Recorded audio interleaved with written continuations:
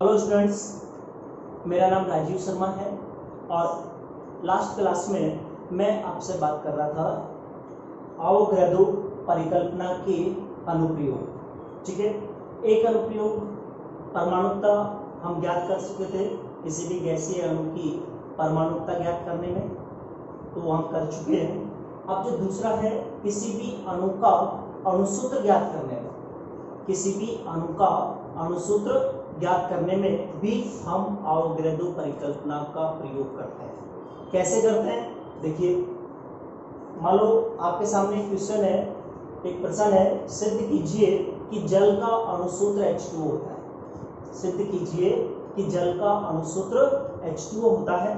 तो कैसे सिद्ध करना है उसको सुनिए ध्यान से बेटा, कि प्रयोगों द्वारा ये ज्ञात होता है कि जब दो आयतन हाइड्रोजन गैस और एक आयतन ऑक्सीजन गैस परस्पर एक दूसरे के साथ क्रिया करते हैं या मिश्रित होते हैं तो दो आयतन जल वाष्प का बनता है। दो आयतन जल वाष्प का बनता है। तो देखिए, दो आयतन हाइड्रोजन प्लस एक आयतन ऑक्सीजन प्लस दो आयतन जल वाष्प। ठीक है, अब हम ये मानते हैं यदि आयतन बराबर n अणु, आयतन बराबर n अणु हो तो हम लिख सकते हैं आयतन की जगह n अणु, तो दो n अणु हाइड्रोजन, एक n अणु ऑक्सीजन और दो n अणु जल वाष्प के बन गए।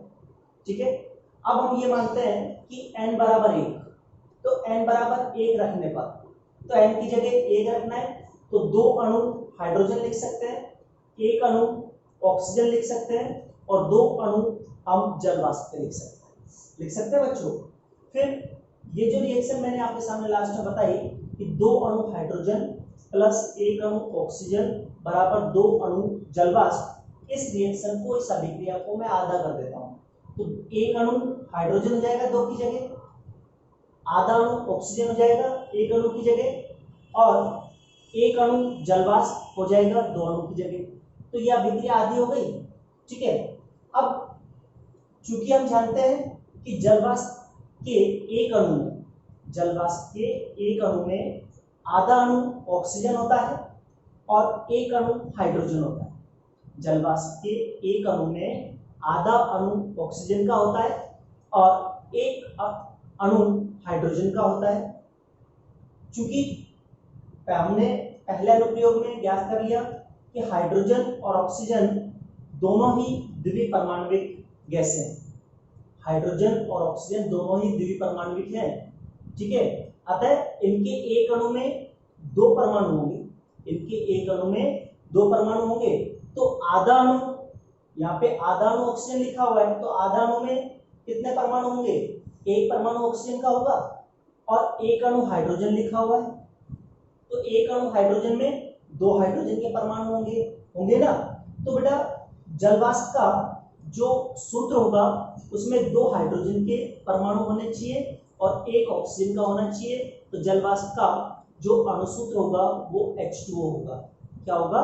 H2O। कई बार ये जो क्वेश्चन मैंने लिखा, सिद्ध कीजिए कि जल का अणुसूत्र या जल वाष्प का अणुसूत्र H2O होता है, तो आप यहां से इस तरह से कर सकते हैं एग्जाम में, और एग्जाम में ये क्वेश्चन बहुत पूछा जाता है। ये आवोगाद्रो परिकल्पना का दूसरा अनुप्रयोग था। अब मैं आवोगाद्रो परिकल्पना के तीसरे अनुप्रयोग की बात करने जा रहा हूं। तो बच्चों, आवोगाद्रो परिकल्पना का जो तीसरा अनुप्रयोग है वो क्या है? गैसों के वाष्प घनत्व, गैसों के वाष्प घनत्व व उनके अणुभार में संबंध कैसे निकालना है? आप इसको ये भी कह सकते हैं, सिद्ध कीजिए कि अणुभार बराबर 2 गुना वाष्प घनत्व, अणुभार बराबर 2 गुना वाष्प घनत्व। ठीक है, ये आपको सिद्ध करना है। अब बेटा आपको ध्यान रखना है कि जैसे आपको द्रवों का आपेक्षिक घनत्व ज्ञात करना है तो हम जल के घनत्व से तुलना करते हैं। यदि आपको द्रवों का आपेक्षिक घनत्व ज्ञात करना है तो आपको जल के घनत्व के साथ तुलना करनी है। ठीक है, और यदि आपको गैसों का आपेक्षिक घनत्व ज्ञात करना है तो हाइड्रोजन के घनत्व से तुलना की जाती है। हाइड्रोजन के घनत्व से तुलना की जाती है और गैसों के आपेक्षिक घनत्व को ही हम वाष्प घनत्व कहते हैं। तो वाष्प घनत्व क्या होता है? गैसों का अपेक्षित घनत्व ही वाष्प घनत्व कहलाता है। ठीक है, अब वाष्प घनत्व बराबर क्या होता है ये आपको याद करना होगा। वाष्प घनत्व बराबर वाष्प घनत्व बराबर गैस के किसी आयतन का द्रव्यमान बटा समान ताप व दाब पर हाइड्रोजन के उतने ही आयतन का द्रव्यमान। जितना आयतन गैस का है उतना ही आयतन हाइड्रोजन का लेना है। तो किसी भी गैस के किसी आयतन का द्रव्यमान बटा समान ताप व दाब पर हाइड्रोजन के उतने ही आयतन का द्रव्यमान। ठीक है, ये वाष्प घनत्व बराबर होता है। अब मैं मानता हूं कि आयतन बराबर n अणु हो। आयतन बराबर क्या? n अणु। तो हम लिखेंगे वाष्प घनत्व बराबर गैस के n अणु का द्रव्यमान बटा समान ताप व दाब पर हाइड्रोजन के n अणु का द्रव्यमान। ठीक है, फिर यदि हम मानते हैं कि n बराबर 1 हो तो वाष्प घनत्व बराबर गैस के एक अणु का द्रव्यमान बटा समान ताप व दाब पर हाइड्रोजन के एक अणु का द्रव्यमान। n बराबर 1 मान लिया तो ये आ गया आपका।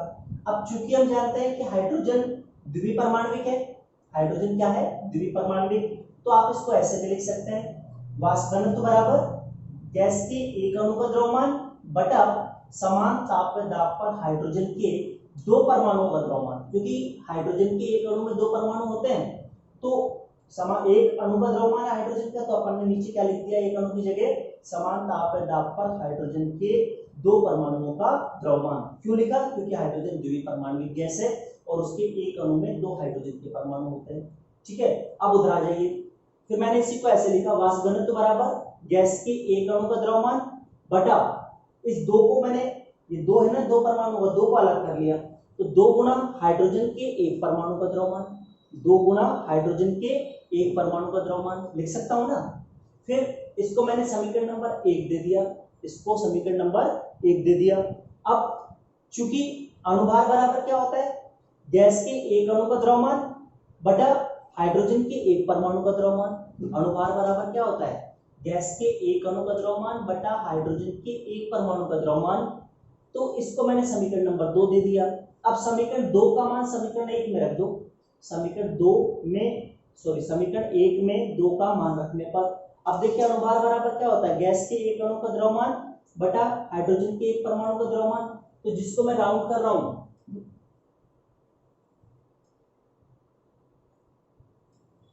ये देखिए यही लिखा हुआ है, हाइड्रोजन के गैस के एक अणु का द्रव्यमान बटा हाइड्रोजन के एक परमाणु का द्रव्यमान। तो ये इसकी जगह मैं क्या रख दूं? अणुभार। तो आप लिख सकते हैं वाष्प घनत्व बराबर अणुभार बटा 2 लिख सकते हैं, और अणुभार बराबर 2 गुना वाष्प घनत्व, यही तो सिद्ध करना था हमको। अब चूंकि हाइड्रोजन का जो अणुभार है 2.016 होता है, हाइड्रोजन का एक्चुअल अणुभार कितना होता है? 2.016, तो आप इसको ये भी लिख सकते हैं अणुभार बराबर 2.016 गुना वाष्प घनत्व। तो मैं लिख रहा हूं अणुभार बराबर 2.016 गुना वाष्प घनत्व, ये भी लिखा जा सकता है। तो बेटा ये तीसरा एप्लीकेशन था जो आपको समझ में आया होगा। तो आज तो बच्चों मैं अब चौथे एप्लीकेशन की बात करने जा रहा हूँ, अवोगाद्रो परिकल्पना का अनुप्रयोग नंबर 4, और वो कौन सा है? गैसों के आयतन भार संबंध, गैसों का आयतन भार संबंध। तो बेटा अवोगाद्रो परिकल्पना में दो प्रकार के ताप और दाब की बात होती है। एक होता है सामान्य ताप व दाब जिसको एनटीपी कहते हैं, नॉर्मल टेम्परेचर एंड प्रेशर, और एक होता है STP, standard temperature and pressure, standard temperature and pressure यानी मानक ताप और दाब। एनटीपी को हिंदी में क्या कहते हैं? सामान्य ताप और दाब। एनटीपी सामान्य ताप और दाब और एसटीपी मानक ताप और दाब। दोनों की वैल्यू, ताप होता है 273, कितना? 273 या 273.15, चाहे वो एनटीपी हो चाहे एसटीपी हो, और जो दाब होता है वो है 760 mm या 1 atm, 760 mm या 1 atm। तो अवोगाद्रो परिकल्पना के अनुसार एनटीपी पर किसी भी गैस के ग्राम अणु आयतन, किसी भी गैस का ग्राम अणु आयतन हमेशा 22.4 लीटर होता है। कितना होता है 22.4 लीटर। और एनटीपी या एसटीपी पर हाइड्रोजन के 1 लीटर का आयतन 0.9 होता है। हाइड्रोजन के 1 लीटर का आयतन 0.09 होता है, 0.09 होता है, ये आपको ध्यान रखना है। तो बेटा वाष्प घनत्व बराबर मैं लिख रहा हूं मानक ताप व दाब पर गैस अथवा वाष्प के 1 लीटर का भार बटा मानक ताप दाब पर हाइड्रोजन के 1 लीटर का भार। तो मैंने अभी एसटीपी या एनटीपी पर आपको हाइड्रोजन के 1 लीटर का भार कितना बताया 0.09। तो अपन लिख सकते हैं वाष्प घनत्व बराबर मानक ताप दाब पर गैस के 1 लीटर का भार बटा हाइड्रोजन का भार कितना 1 लीटर का 0.09। इसको समीकरण नंबर 1 कह दिया, ठीक है। और चूंकि वाष्प घनत्व बराबर हमने ये भी पढ़ा है, वाष्प घनत्व बराबर गैस का अनुभार बटा हाइड्रोजन का अनुभार, गैस का अनुभार बटा हाइड्रोजन का अनुभार। तो गैस का अनुभार बटा हाइड्रोजन का अनुभार कितना बताया था मैंने 2.016। तो गैस का अनुभार बटा 2.016, इसको समीकरण 2 दे दिया। अब समीकरण 1 भी वाष्प घनत्व है और समीकरण 2 भी क्या है वाष्प घनत्व है। तो समीकरण 1 और 2 बराबर होंगे। तो समीकरण 1 व 2 से मानक ताप व दाब पर गैस के 1 लीटर का भार बटा 0.09, ये तो समीकरण नंबर 1 हो गई। और समीकरण 2 गैस का अनुभार बटा 2.016, 2.016।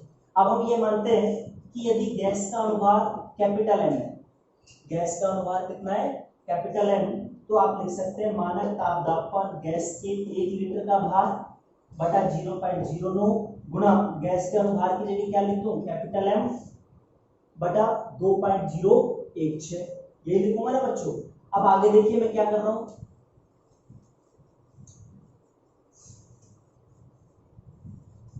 आगे देखिए बेटा, चूंकि मानक ताप व दाब पर गैस के 1 लीटर का भार बराबर, तो ये उधर गुणा में चला जाएगा। तो अपन लिखेंगे m बटा 2.016 गुणा 0.09 ग्राम, ये लिखोगे बेटा। अब मैं इसको उल्टा कर रहा हूं, m बटा 2.016 गुणा 0.09 ग्राम गैस का आयतन। अब मैंने उल्टा कर दिया, तो इसका इतने ग्राम का आयतन कितना होगा 1 लीटर। तो अपन लिख सकते हैं 1 लीटर, ठीक है। फिर मैं कहता हूं 1 ग्राम, मैं आगे बात कर रहा हूं कि m ग्राम का निकाल लें। m कैसा करो 1 ग्राम का निकालो, 1 ग्राम गैस का आयतन, इसमें इसका भाग दे देंगे तो ये पलटेगा बेटा, ये नीचे का ऊपर चला जाएगा, 2.016 बटा m नीचे आ जाएगा गुणा 0.09 लीटर। एक में इसका भाग देना पड़ेगा तो ये पलट जाएगा, तो 2.016 ऊपर आ जाएगा और m गुणा 0.09 नीचे आ जाएगा। फिर अपन करते हैं कि m ग्राम गैस का आयतन 2.016 बटा m गुणा 0.09, इसको कितने से मल्टीप्लाई करेंगे m से, कितने से मल्टीप्लाई करेंगे m से, ये कैंसिल हो जाएगा और इसको सोल्व करेंगे तो 22.4 लीटर या 22,400 ml ये आ जाएगा। इसको सोल्व करेंगे तो अपन आ जाएगा ना बच्चों। तो मैंने कैसे किया, इस समीकरण को लिया, मानक ताप दाब पर गैस के 1 लीटर का भार कितना होगा m बटा 2.016, इसको मल्टीप्लाई कर दो 0.09 से, तो इतने ग्राम। फिर मैंने इसको पलट दिया कि m बटा 2.016 गुणा 0.09 ग्राम गैस का आयतन कितना होगा, तो ये 1 लीटर होगा, ठीक है। फिर 1 ग्राम गैस का आयतन कितना होगा, इस एक में इसका भाग दे दो तो संख्या पलट जाएगी, तो 2.016 बटा m इंटू 0.09 लीटर। फिर हम मानते हैं m ग्राम गैस का आयतन कितना होगा, तो ये जो आया है 2.016 बटा m इंटू 0.09 को कैपिटल M से मल्टीप्लाई कर दो, m से m कैंसिल हो गया, इसको सोल्व किया तो आपका आएगा 22.4 लीटर या 22.400 ml। तो बेटा ये चौथा अनुप्रयोग था जो इम्पोर्टेंट है, एग्जाम में आ सकता है। तो ये अवोगैड्रो परिकल्पना के अनुप्रयोग है। अगर आपको समझ में आया हो तो लाइक करें, सब्सक्राइब करें, कमेंट करें। Thank you.